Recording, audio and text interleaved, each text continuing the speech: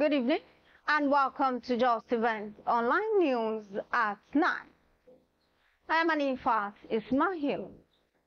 The news headlines. Federal government's policies averted economic collapse, Shettima says. Governors demand sustainable minimum wage. Minister said 1 million public toilets needed to end open defecation. Aviation summit to seek safer operation. Federal government bans use of foreign syringes, needles in tertiary hospitals. EFCC to move against schools charging dollars.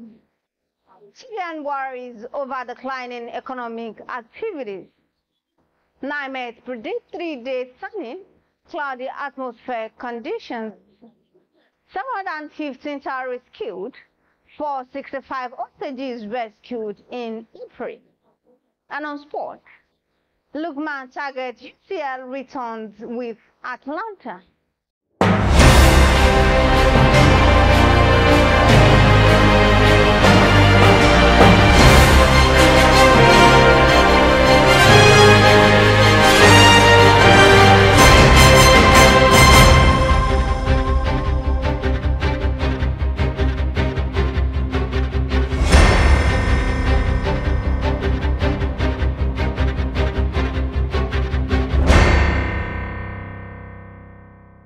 Now the news in details.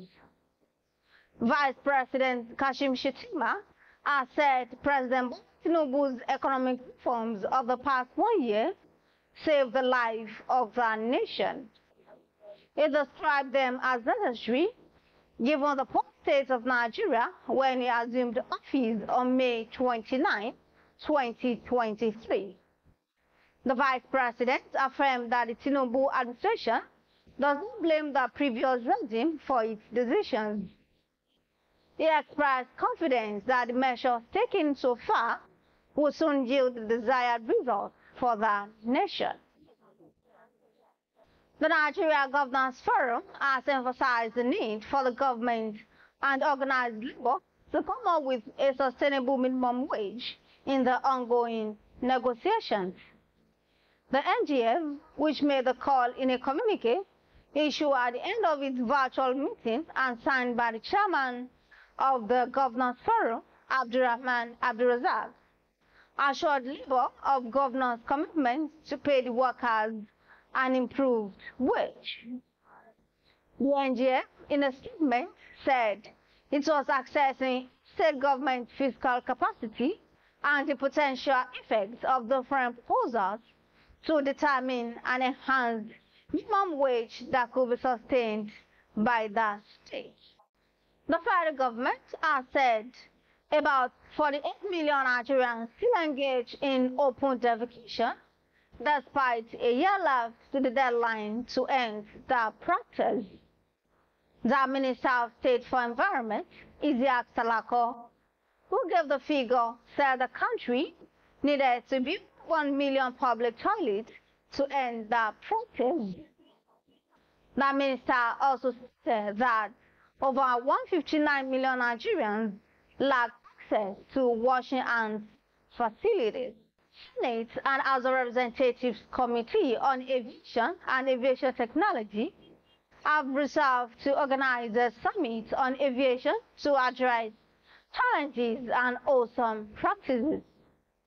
House Committee Chair on Aviation Technology, Abiodun Akinlade, said the summit will address concerns to ensure operators comply and cooperate with global standards.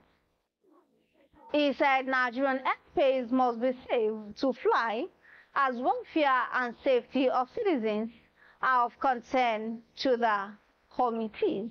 The federal government has mandated all chief medical directors and medical directors of federal tertiary hospitals to procure needles and syringes solely from NAFDAC-approved local manufacturers.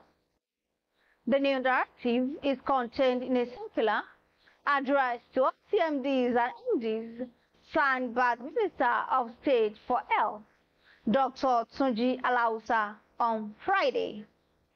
The minister said the directive was aimed at boosting domestic production and shielding the country's manufacturing sector from the influx of foreign goods.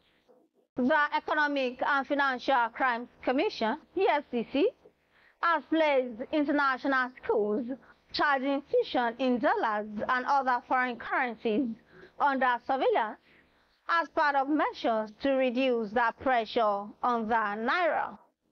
The head, media and publicity of the EFCC, Dele Oyewale, who confirmed the development, said the agency will clamp down on schools and other organizations charging foreign currencies.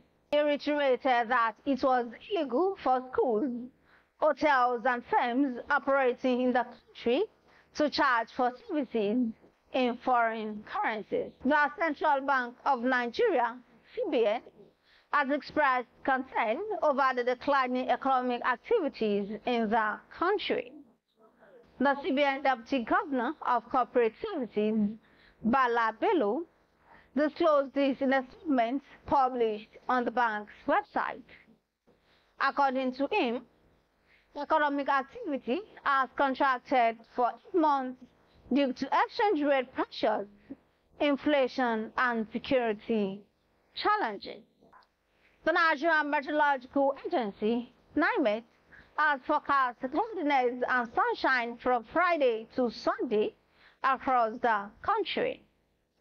NiMet's weather outlook released in Abuja forecast skies in hazy atmosphere on Friday over the northern region with exception of Taraba State.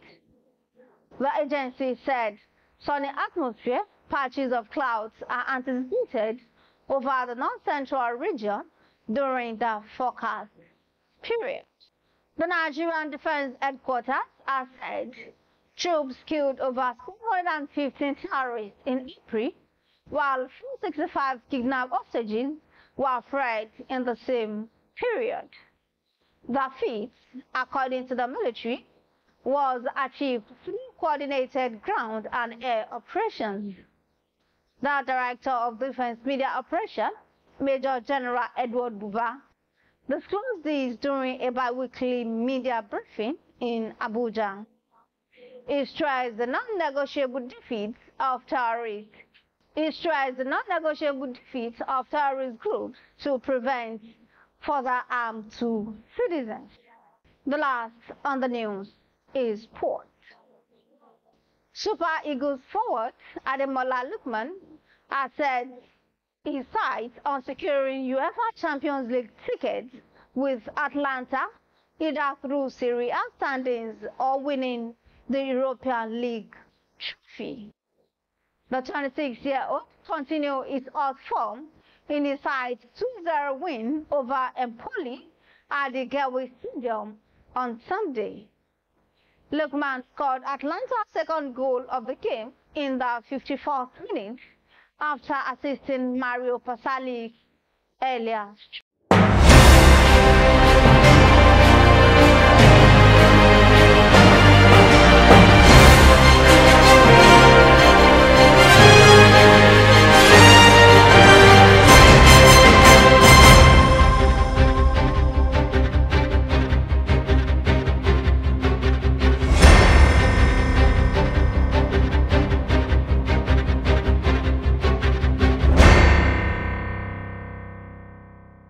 And that will be all for the news at 9 on Justeventonline TV.